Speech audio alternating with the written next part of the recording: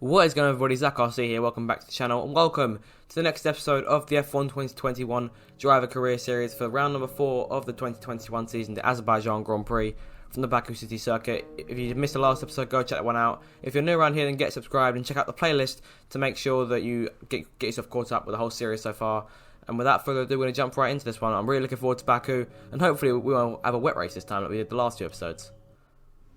So here we are then now in the workstation getting ready for practice for the start of the Azerbaijan Grand Prix weekend. We're going to try and get some more points on the board this weekend. If we can't do that, our minimum target is beating our teammate Fernando Alonso. So we're going to get started right here. We're going to jump into first practice.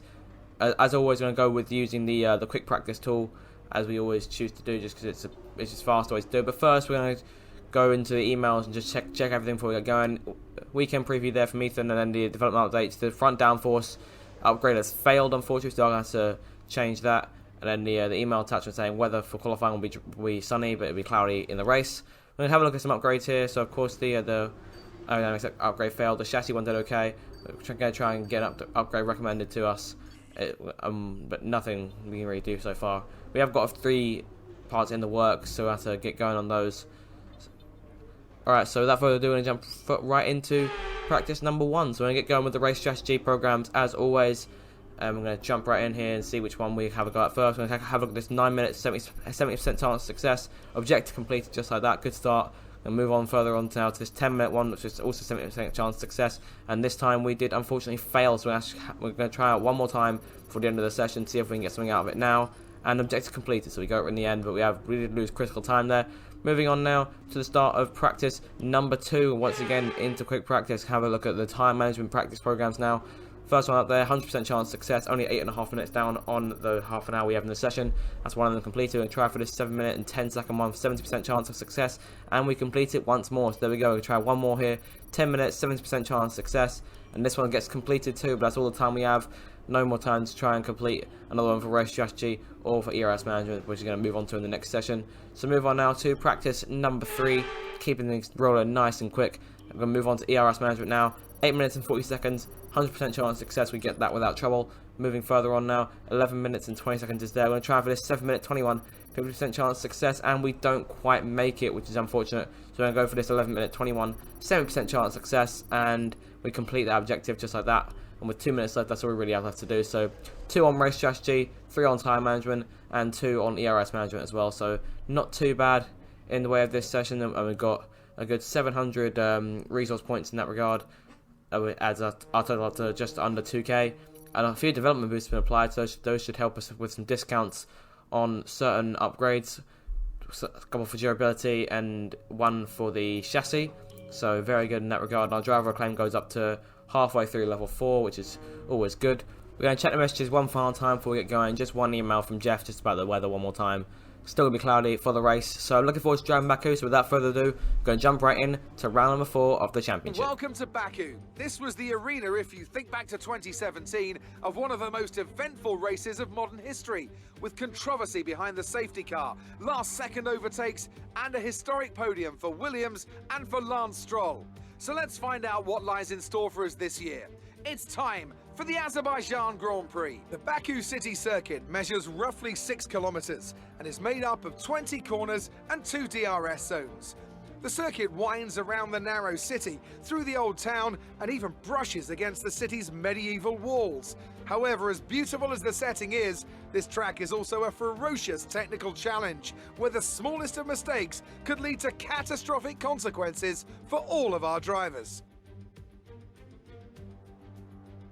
Anthony Davidson joins me once again in the commentary box, and it's fantastic to have you with us here today, but I'm curious, as a man with experience out on the track, how do you stop those pre-race nerves from becoming overwhelming when you're lining up on the grid? But from the moment qualifying's over, you start to feel the adrenaline in your body build up and the buzz in your stomach as you anticipate the run down into turn 1. It's all a bit like going into battle, and the unknown situation makes you nervous. Those pre-race nerves are a good thing. The day you don't have them means that you don't care anymore.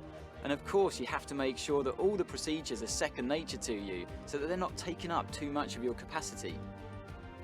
It's time to take a look at our starting grid for today's race. Young superstar Max Verstappen starts from pole position, edging out Sergio Perez, who lines up P2. Looking down the rest of the grid, we have Hamilton, Bottas, Lando Norris and Leclerc, Ricciardo, Sainz, Gasly and Yuki Tsunoda, Vettel, Stroll, Fernando Alonso and Giovinazzi, Cohen, Russell, Mick Schumacher and Nicholas Latifi, Mazepin and Kimi Raikkonen finishes off the grid. That's it then, it's time to go racing as we head to trackside for today's race. So here we go then now on the grid for the start of the Azerbaijan Grand Prix, qualifying in 15th place. Once again, qualifying was a bit of a struggle as it normally is. We're going to go for a default strategy today, pitting for softs on lap 5 to go onto a set of medium tyres. Those should take us the last 8 laps to the end of the race. Regardless, really looking forward to this one. I do love Azerbaijan as a track. Hopefully it will serve us well today as we go now to 5 red lights from P15 on the grid for the Azerbaijan Grand Prix. Lights go out and we are underway. It's a decent getaway. We're going to try and move over to the left, but Russell has the edge on us on the inside, going down in towards that first corner, try and go around the outside. Alonso just about shuts us off going into that first corner. Russell's down the inside looking for P12. He's going to try and get the edge on Giovinazzi. We've fallen off a place going through the opening section. Trying to go around the outside. Stroll almost forces us into the wall there. We managed to just about get away with it. We've managed to pass Russell in the process as well. So that puts us up into P14, chasing down Giovinazzi and Alonso, who runs just ahead of us. Alonso had a decent start. He's pushed up. I don't actually think he's gained any place. He's trying to gain his first one here today on Giovinazzi. But we've had a very good start here. We're going to press further on now into the right-hander. Alonso very nearly forces Giovinazzi towards the wall. I just want one of these two to win this battle, preferably Alonso, just so I can have a go at them and potentially make my way up into P13 or perhaps even P12 if things go well for us. Alonso makes contact with Giovinazzi again. We're on the left-hand side there trying to make our way through, but we can't get enough of a run to make a move around the outside. We're going to try and get in there. Alonso cuts the corner just a little bit. We managed to get back up in front of us. No damage done to either one of our cars. It's crucial we don't take each other out of the race, and of course that can be costly to any team in battling for constructors' points. It's very early on this season, but that fight is always still there to be thought about. Regardless, we continue to push on now, moving towards the end of the second sector. Russell continues to close on us. He's less than half a second behind us. He's very close. If he's any closer, we'll be able to go for a move. He isn't going to try it, so moving further on now. Stroll running just behind him on the mediums. He's trying to fall back just a little bit, away, at least away from us. He's over a half a second back. And try and close down Alonso, try and get a good toe as we go through the last actual corner on the circuit and into the chicane. We come through. It'll be nice and smooth here. Make sure not to go. We've got to take the perfect line for that corner, otherwise you may really lose critical time. Alonso was a second now in front of us now as Russell tries to close in. He's definitely got the good toe. Where will he go? Will he make the move to the right? Yes, he does. There he goes on the right hand side, going down towards turn 1 again as we begin the second lap. But we just managed to hold him off going into that first corner, so we hold on to P14 to start this thing. That's 1 place gained, not too bad at all. DRS has now been enabled as we continue to close on Alonso, try and get that time back. He's trying to close down Giovinazzi. Moving further on now to lap 3, or further into the lap. Alonso has caught Giovinazzi to a degree, and we've closed up to him as well. We've hit the wall there, no damage done to the car. Once again, we are going a bit elbows out today, but trying not to do extensive damage to our Alpine machine. Regardless, Alonso continues to press Giovinazzi in the hopes of trying to close in on him. We're given a potential strategy change, but in reality it's the exact same strategy they're giving us twice for some reason. Regardless, we're now in DRS range of Alonso, going down the home straight and moving on now to the start of lap number 6. But this is where we call it in, and this is where we go into the pits for our first and only stop of this race. And this will be crucial here because strategy will be critical here as we try and get out ahead of those two. We're the first one into the pits between our little battles. In we come now, putting on a fresh set of mediums, no hold-ups whatsoever. We managed to get out the pits nice and clean. That's us down into P17, but only briefly because we should be moving up through the field once again, depending on when everyone else chooses to make their stops. Coming out the pit lane now, these tyres should see us until the end of the Grand Prix as you go into turn 2 there. So moving further on now, we're desperate to try and get all that time back on Alonso and Giovinazzi. Today we get the signal that both of them are now in the pits. So they choose to put on the same lap. Alonso's already in the pits, so I can assume that Giovinazzi's in there too. And both of them are now changing onto their sets of medium tyres. We've pushed down the home straight once again. No DRS to help us this time. Alonso and Latifi now both in the pits, and Giovinazzi simply with them. Go down into turn 1. Hopefully we should be able to come out in front of them, and there we go. Both of them there on the left hand side. We've come out in front of both Alonso and Giovinazzi. Tactics have played perfectly in our favour here, and that puts us up into P14, and that will soon be P12, provided we can stay ahead of everyone else when they choose to come into pit. Giovinazzi's got the DRS on us though. Here he comes now. He's pulling out to level and giving the space, going into the corner. We'll try and not force him into the wall too much.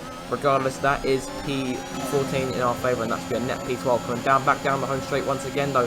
Here's Alonso and Giovinazzi both going for moves. We move on towards the start of lap 9. Giovinazzi and Alonso both on the right hand side with the DRS making their way through. They try and dive to the inside of Fernando going into turn 1. He tries to squeeze us a little bit. We force him out on the inside. We make him run a bit wider than he would have liked to. So we now have to press down on Giovinazzi. We're going to have the DRS on him this time. So this could be a very eventful next couple of laps, provided we can stay within range of him. We're just about half a second behind him. They're trying to close in, going down in towards the left-hander at turn 3. Not quite close enough to have to brake a bit more than I would have liked to in order to avoid ourselves smashing into the back and ruining our own front wing. Giovinazzi's pulled away now as we move on towards the end of lap 10, the start of lap 11. It's now Alonso's our main concern as he pulls out with the DRS and takes P13 away. We're going to try and dive in on him very late on the brakes. Into turn 1, Alonso squeezed us towards the inside. I suppose he didn't really think we were going to be there. Regardless, that's us now up into P13, and that may be the best we get out of this one so far because Giovinazzi has pulled away to a 1.5 second advantage. And here comes the other Alfa Romeo, Kimi Räikkönen, trying to join the party. He's only a second behind as Alonso moves out to the left and then the right hand side, trying to go for the switchback on us. He managed to make it work. We're going to dive his inside though, going into turn 3 once again, and that should be us secure. So pushing further on now into the lap, Alonso behind us and Räikkönen also with him. We've got just 2 laps to go now, and things aren't looking too good for us because while Alonso's only half a second behind, Räikkönen is also right there as well. So we're going to have to be very careful here because we've also been told by Jeff about a problem on the car. We're not quite sure what that is. Hopefully they'll be able to fix that.